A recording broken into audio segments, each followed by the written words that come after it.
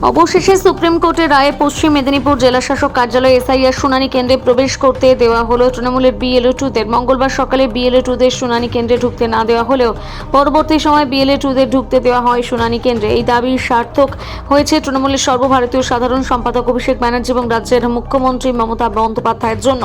এমনটাই জানিয়েছেন মেদিনীপুরের বিধায়ক সুজয় হাজরা। তিনি এদিন শুনানি কেন্দ্রে উপস্থিত থেকে বলেন, সুপ্রিম কোর্টে এই রায় নির্বাচন কমিশনের গালে থাপ্পড়।